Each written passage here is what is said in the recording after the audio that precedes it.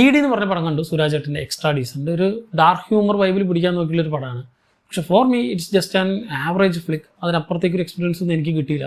കാരണം ഇതിൽ ഈ ഡാർക്ക് ഹ്യൂമർ എന്ന് പറഞ്ഞാലും അത്രയ്ക്ക് അങ്ങോട്ട് വർക്കാവാത്ത സാധനങ്ങളൊക്കെയാണ് ഇതിലുള്ളത്. പോരാത്തതിന് ഇതൊരു ബ്ലാക്ക് കോമഡി ജോണറിലും പെടില്ല. ഇപ്പോൾ പലരും ഇത് മുകുന്ദനുണി അസോസിയേറ്റ്സ് ഒക്കെ ആയിട്ട് കമ്പയർ ചെയ്യുന്നത് ഞാൻ കണ്ടിരുന്നു. അങ്ങനെ ഒരു തരത്തിലും അങ്ങനെ കമ്പയർ ചെയ്യാൻ പറ്റാത്ത മൂവിയാണ്. കാരണം അത് വേറെ എൻ്റയർലി വേറെ ജോണറാണ്, ഇത് വേറെ ജോണറാണ്.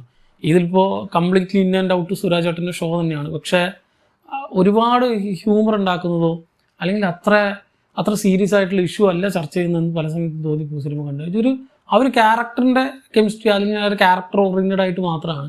സോ അതിൽ മെയിൻ പ്രശ്നമായിട്ട് എനിക്ക് തോന്നിയത് ഒരു 2 മണിക്കൂർ സിനിമയിൽ കാണിക്കാനുള്ളതൊന്നും ഇല്ല അതിൽ. ഒരു 1 മണിക്കൂറിൽ താഴെ കാണിക്കാനുള്ളത്. കാരണം ഇതൊരു ഇൻ്റർവെൽ വരെ എങ്ങനെയൊക്കെയോ മെല്ലെ മെല്ലെ പോയിട്ട് ഇൻ്റർവെൽ കഴിഞ്ഞാൽ ഈ സിനിമയുടെ ഒരു മെയിൻ പോയിൻ്റ് അവിടെ തീരും. പക്ഷെ പിന്നീട് അങ്ങോട്ടും സെക്കൻഡ് ഹാഫ് മുഴുവൻ ക്ലൈമാക്സ് വരെ എന്തിനാണ് ഇപ്പോൾ ഇവർ ചെയ്യുന്നത് എന്നുള്ളത് നമുക്ക് തന്നെ ഒന്ന് ആലോചിച്ച് നോക്കും. കാരണം ഒരു വലിയൊരു ബ്ലണ്ടർ മിസ്റ്റേക്ക് പോലെ ഈ സിനിമയുടെ ഒരു മെയിൻ ഇൻറ്റൻഷൻ തന്നെ സിനിമ കൊണ്ടുപോയത് തന്നെ ഇൻ്റർവെൽ വരെ കൊണ്ടുപോയ ഒരു ഫാക്ടർ ഉണ്ട്. ആ ഒരു ഫാക്ടർ ഒരു സ്വിച്ച് ഇട്ട പോലെ തീർന്നിട്ടാണ് പിന്നീട് സിനിമ അങ്ങോട്ട് ഞാൻ എന്താണ് കാര്യം എന്ന് സ്പോയിലറായിട്ടൊന്നും പറയുന്നില്ല. സോ ആ ഒരു കാര്യം ഉണ്ടായതുകൊണ്ട് തന്നെ കംപ്ലീറ്റ്ലി ആ ഒരു കണക്ഷൻ പ്രോപ്പർലി മിസ്സാവും പടത്തിൻ്റെ.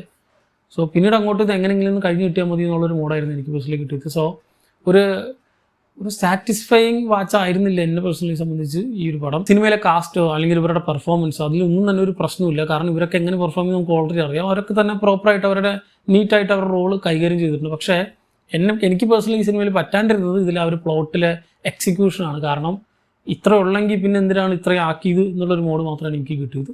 So four me it's just A average അല്ലെങ്കിൽ ബിലോ ആവറേജ് എക്സ്പീരിയൻസ്. ഓൾറെഡി ഈ സിനിമ കണ്ടുവരുന്നുണ്ടെങ്കിൽ നിങ്ങളുടെ അഭിപ്രായം കമൻറ്റ് ചെയ്യുക.